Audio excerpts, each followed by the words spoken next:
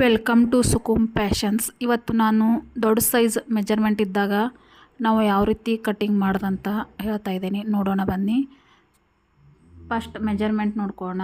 Length 14 inch, chest 44, shoulder 16 inch, armhole round 19, waste 37, first dot point 11 inch, second dot point 13.5, sleeves length 10 inch, sleeves round 6 inch.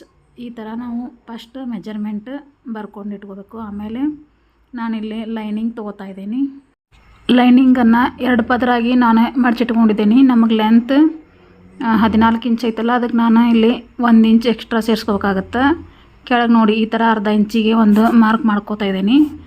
Mark ಮಾಡ್ಕೊಂಡಿದ್ಮೇಲೆ 14 ಇಂಚಿಗೆ ಒಂದು mark ಮಾಡ್ತಾ ಇದ್ದೀನಿ. ಹಾಗೆ ಮೇಲೆ ಹೊಲಿಗೆಗೋಸ್ಕರ ಒಂದು ಅರ್ಧ ಇಂಚಿಗೆ 14.25 ಇಂಚಿಗೆ mark ಮಾಡಿಕೊಂಡು ಸ್ಟ್ರೇಟಾಗಿ ಸ್ಕೇಲ್ ಇಟ್ಬಿಟ್ಟು ಒಂದು ಲೈನ್ ಹಾಕ್ತಾಯಿದ್ದೀನಿ.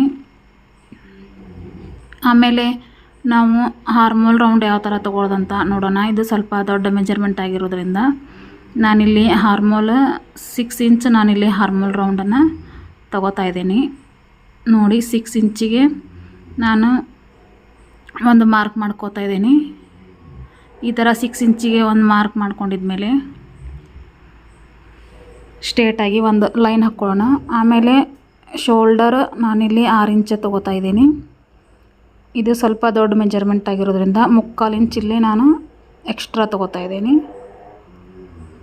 ನೋಡಿ ಮೇಲೆ 6 ಇಂಚು, ಕೆಳಗೆ 6.25 ಇಂಚ್ ಮಾರ್ಕ್ ಮಾಡಿ ಸ್ಟ್ರೇಟಾಗಿ ಒಂದು ಲೈನ್ ಹಾಕಿಬಿಟ್ಟು, ಇವಾಗ ನಮ್ಗೆ 44 ಐತಲ್ಲ, ಅದರದ್ದು 4ನೇ ಭಾಗ 11 ಇಂಚ್ ಬರುತ್ತೆ.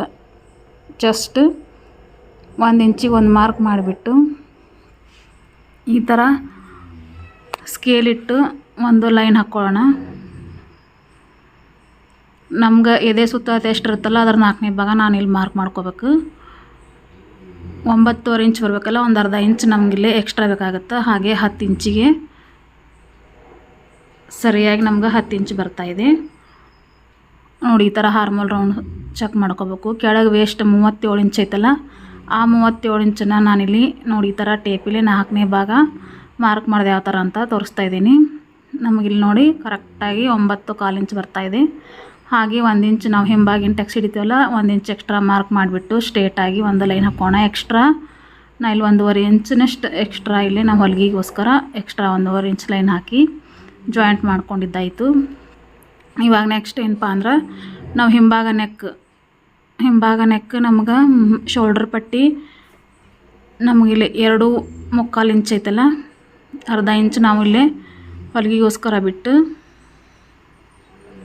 ನಾನಿಲ್ಲಿ 2.25 ಇಂಚ್ ಶೋಲ್ಡರ್ ಪಟ್ಟಿ ಬರೋ ಥರ ಮಾರ್ಕ್ ಮಾಡಿ 10 ಇಂಚ್ ಹಿಂಭಾಗ ನೆಕ್ ಐತಿ, ಅರ್ಧ ಇಂಚ್ ಎಕ್ಸ್ಟ್ರಾ 10.25 ಇಂಚಿಗೆ ನಾನಿಲ್ಲಿ ಮಾರ್ಕ್ ಮಾಡಿಬಿಟ್ಟು ಸ್ಟ್ರೇಟಾಗಿ ಸ್ಕೇಲ್ ಇಟ್ಬಿಟ್ಟು ನಾವು ಇಲ್ಲೊಂದು ಲೈನ್ ಹಾಕ್ಕೊಳ್ಳೋಣ.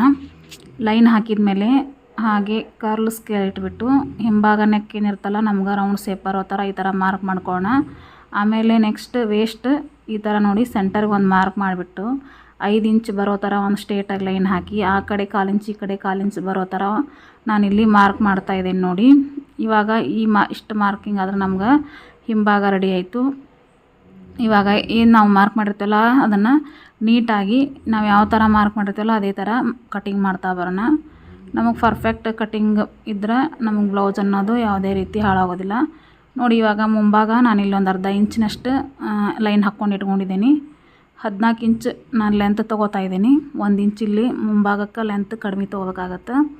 ಈ ಥರ ಲೈನ್ ಹಾಕಿಬಿಟ್ಟು ನಾವೇನು ಹಿಂಭಾಗ ಕಟ್ ಮಾಡಿಟ್ಕೊಂಡಿರ್ತೀವಲ್ಲ ಅದನ್ನು ಅರ್ಧ ಇಂಚ್ ಬಿಟ್ಬಿಟ್ಟು ಈ ಥರ ಇಟ್ಕೊಂಡಿದ್ಮೇಲೆ ನಾನಿಲ್ಲಿ ಔಟ್ಲೈನ್ ಅಷ್ಟೇ ಮಾರ್ಕ್ ಮಾಡ್ಕೋತಾ ಇದ್ದೀನಿ. ಇದರ ಮೇನ್ ಅಂದ್ರೆ ನಾವು ಹಾರ್ಮೋಲ್ ರೌಂಡ್ ಶೇಪ್ ಏನಿರುತ್ತಲ್ಲ ಅದನ್ನು ನೀಟಾಗಿ ನಾನಿಲ್ಲಿ ಮಾರ್ಕ್ ಮಾಡ್ಕೋಬೇಕಾಗತ್ತೆ. ನೋಡಿ ಈ ಥರ ಹಾರ್ಮೋಲ್ ರೌಂಡ್ ಶೇಪ್ ಮಾರ್ಕ್ ಮಾಡ್ತಾಯಿದ್ದೀನಿ. ಈ ಥರ ಮಾರ್ಕ್ ಮಾಡಿದ ಮೇಲೆ ನಾವು ಇದನ್ನು ಏನೈತಲ್ಲ ತೆಗೆದಿಟ್ಕೊಂಡ್ಬಿಡೋಣ. ಆಮೇಲೆ ನೆಕ್ಸ್ಟ್ ನಾವು ಡಾಟ್ ಪಾಯಿಂಟ್ ಮಾರ್ಕ್ ಮಾಡ್ಕೊಳ್ಳೋಣ. ಫಸ್ಟ್ ಡಾಟ್ ಪಾಯಿಂಟ್ ಇದು ನೋಡಿ ತುಂಬಾ ಇಂಪಾರ್ಟೆಂಟ್ ಇರುತ್ತೆ. 11 ಇಂಚಿಗೆ ಒಂದು ಮಾರ್ಕ್ ಮಾಡ್ತಾಯಿದ್ದೀನಿ. ಹಾಗೆ 13.25 ಇಂಚಿಗೆ ಒಂದು ಮಾರ್ಕ್ ಮಾಡ್ತಾಯಿದ್ದೀನಿ. 11 ಇಂಚಿಗೆ ಮಾರ್ಕ್ ಮಾಡಿಬಿಟ್ಟು ಒಂದು ಲೈನ್ ಹಾಕೋಣ. ಹಾಗೆ ಸೆಕೆಂಡ್ ಡಾಟ್ ಪಾಯಿಂಟು ನಮ್ಗೆ 2.5 ಇಂಚ್ ಗ್ಯಾಪ್ ಇಟ್ಕೋಬೇಕಾಗತ್ತೆ. ಪೂರ್ತಿ ಅಂದ್ರೆ 13.5 ಇಂಚ್ ಬರುತ್ತೆ. 13.5 ಇಂಚಿಗೆ ಮಾರ್ಕ್ ಮಾಡಿಬಿಟ್ಟು ಸ್ಟ್ರೇಟಾಗಿ ಒಂದು ಲೈನ್ ಹಾಕ್ಕೊಳ್ಳೋಣ. ಹಾಗೆ ನಮ್ಗೆ ಇದು 44 ಬಾಡಿ ಮೆಜರ್ಮೆಂಟ್ ಇರೋದ್ರಿಂದ ನಾನಿಲ್ಲಿ 4 ಇಂಚ್ ಮಾರ್ಕ್ ಮಾಡ್ಕೋತಾ ಇದ್ದೀನಿ. 4 ಇಂಚಿಗೆ ಮಾರ್ಕ್ ಮಾಡಿಬಿಟ್ಟು ಸ್ಟ್ರೇಟಾಗಿ ಒಂದು ಲೈನ್ ಹಾಕ್ಕೊಳ್ಳೋಣ.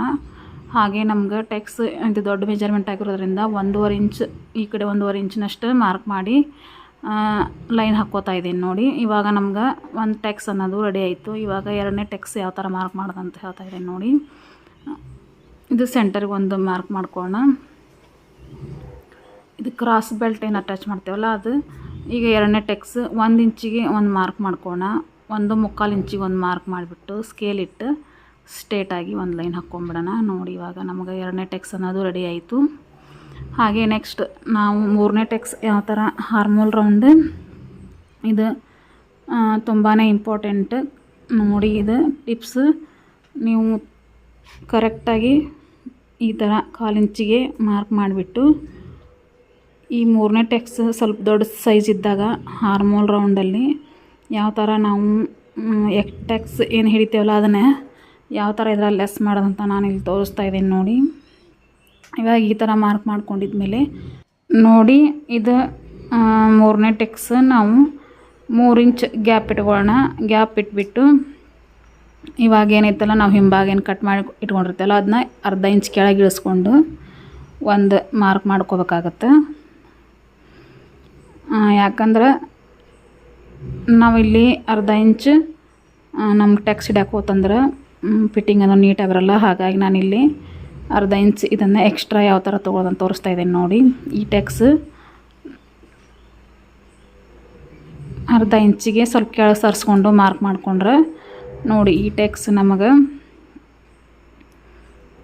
ನಾವೇನು ಎಕ್ಸ್ಟ್ರಾ 1/2 ಇಂಚ್ ತೊಗೊಂಡಿರ್ತಲ್ಲ ಆ 1/2 ಇಂಚ್ನಾಗ ಈ ಟೆಕ್ಸ್ ಅನ್ನೋದು ಹೋಗ್ಬಿಡುತ್ತೆ. ಹಾಗಾಗಿ ನಮಗೆ ಎಷ್ಟೇ ದೊಡ್ಡ ಮೆಜರ್ಮೆಂಟ್ ಇದ್ದರೂ ಈ ಮೆಥಡಲ್ಲಿ ನಾವು ಟೆಕ್ಸನ್ನು ಮಾರ್ಕ್ ಮಾಡ್ಕೋಬೇಕಾಗತ್ತೆ ನೋಡಿ. 1/2 ಇಂಚ್ ಎಕ್ಸ್ಟ್ರಾ ತೊಗೋತಾ ಇದ್ದೀನಿ ನಾನಿಲ್ಲಿ.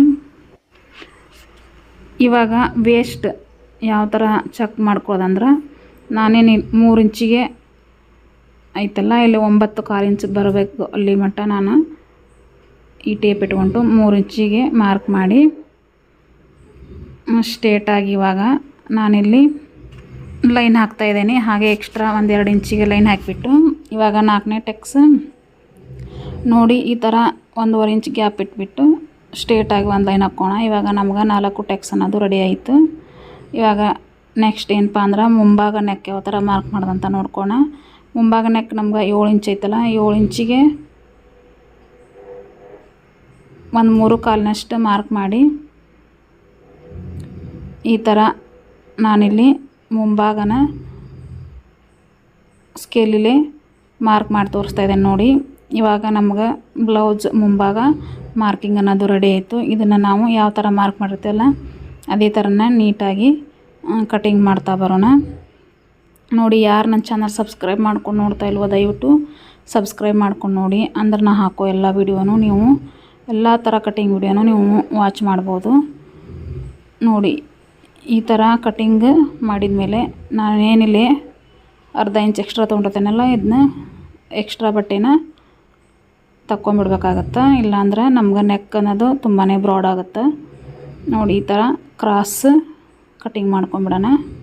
ಎಕ್ಸ್ಟ್ರಾ ಬಟ್ಟೆ ತಗೊಂಡು ನಾವು ಯಾವ ಥರ ಮಾರ್ಕ್ ಮಾಡಿರ್ತೇವಲ್ಲ ಅದೇ ಥರ ನಾನಿಲ್ಲಿ ಕಚ್ ಹಾಕ್ಕೋತಾ ಬರಬೇಕಾಗತ್ತೆ ನೋಡಿ. ಇವಾಗ ಚೆಕ್ ಮಾಡ್ಕೋಣ. ನಮಗೆ 9.25 ಇಂಚ್ ಪರ್ಫೆಕ್ಟಾಗಿ ಬಂದಿದೆ. ಇದೇ ಥರನ ನಮ್ಗೆ ಟೆಕ್ಸ್ ಹಿಡ್ಕೊಂಡ್ರು 9.25 ಇಂಚ್ ವೇಸ್ಟ್ ಏನೈತಲ್ಲ ಅದು ಬರಬೇಕಾಗತ್ತೆ ನೋಡಿ. ಈ ಥರ ಕಚ್ ಹಾಕ್ಕೊಂಡಿದ್ಮೇಲೆ ನಮ್ಗೆ ಹಿಂಭಾಗ ಇನ್ನೊಂದು ಭಾಗ ಏನಿರುತ್ತಲ್ಲ ಅಲ್ಲಿ ನಮ್ಗೆ ಒಂದೇ ಥರನ ಟೆಕ್ಸ್ ಹಿಡ್ಯೋಕೆ ಅನುಕೂಲ ಆಗುತ್ತೆ ನೋಡಿ. ಇವಾಗ ಸ್ಲೀವ್ಸ್ ಕಟ್ಟಿಂಗ್ ತೋರಿಸ್ತಾ ಇದ್ದೀನಿ.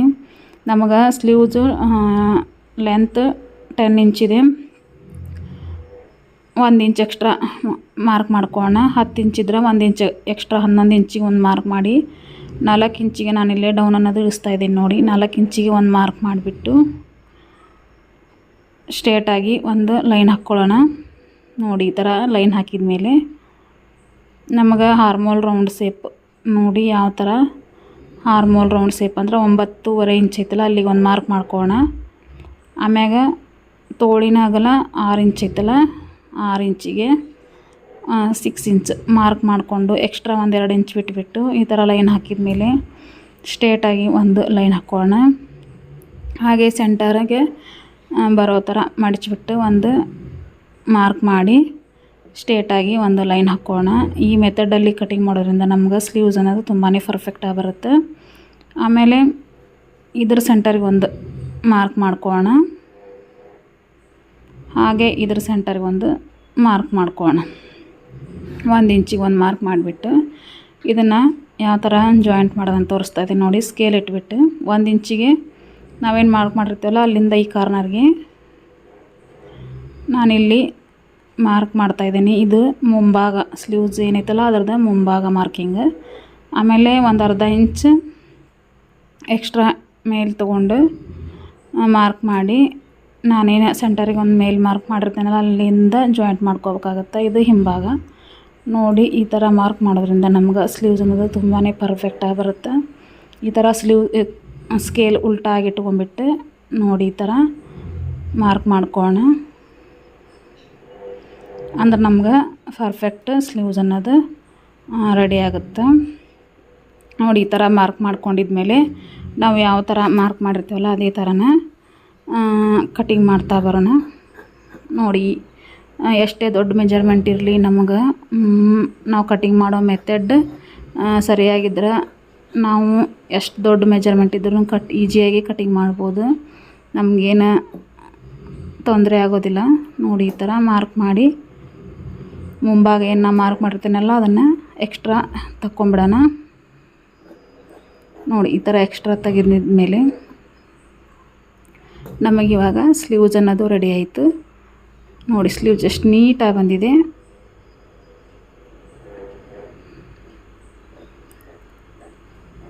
ಈ ಥರ ಎಕ್ಸ್ಟ್ರಾನ ತಕ್ಕೊಂಡು ನೋಡಿ ಸ್ಲೀವ್ಸ್ ರೆಡಿ ಆಯಿತು. ಇವಾಗ ಕ್ರಾಸ್ ಬೆಲ್ಟ್ ಒಂದು ಮಾರ್ಕ್ ಮಾಡ್ಕೋಣ. 3 ಇಂಚ್ ಐತಲ್ಲ 1 ಇಂಚ್ ಎಕ್ಸ್ಟ್ರಾ ಇಟ್ಟು 4 ಇಂಚಿಗೆ ಒಂದು ಮಾರ್ಕ್ ಮಾಡಿ ಈ ಥರ ಕ್ರಾಸಾಗಿ 1/4 ಇಂಚ್ ಮಾರ್ಕ್ ಮಾಡಿಕೊಂಡು ಲೈನ್ ಹಾಕ್ಕೊಳ್ಳೋಣ. ಆಮೇಲೆ ಏನಿದೆಪ್ಪ ಅಂದ್ರೆ 3 ಇಂಚಿಗೆ ಒಂದು ಮಾರ್ಕ್ ಮಾಡಿಬಿಟ್ಟು 3 ಇಂಚಿಗೆ ಇಲ್ಲಿ ಒಂದು ಮಾರ್ಕ್ ಮಾಡ್ಕೊಳ್ಳೋಣ. ನಮ್ಗೆ ಡೌನ್ ಏನು 3 ಇಂಚ್ ಇಳಿಸ್ಕೊಂಡಿರ್ತೀವಲ್ಲ ನಾವು ಸ್ಟ್ರೇಟಾಗಿ ಒಂದು ಲೈನ್ ಹಾಕಿಬಿಟ್ಟು 9/4 ಇಂಚಿಗೆ ಒಂದು ಮಾರ್ಕ್ ಮಾಡಿ ಎಕ್ಸ್ಟ್ರಾ 1-2 ಇಂಚಿಗೆ ಒಂದು ಮಾರ್ಕ್ ಮಾಡ್ಕೊಳ್ಳೋಣ ನೋಡಿ. ಈ ಥರ ಮಾರ್ಕ್ ಮಾಡ್ಕೊಂಡಿದ್ಮೇಲೆ ನಾವೇನು ಮಾರ್ಕ್ ಮಾಡಿರ್ತೀವಲ್ಲ ಅದೇ ಥರನ ಲೈನ್ ಹಾಕುತ್ತಾ ಬರೋಣ. ಈ ಥರ ಲೈನ್ ಹಾಕಿದರೆ ನಮ್ಗೆ ಕ್ರಾಸ್ ಬೆಲ್ಟ್ ಅನ್ನೋದು ರೆಡಿ ಆಯಿತು.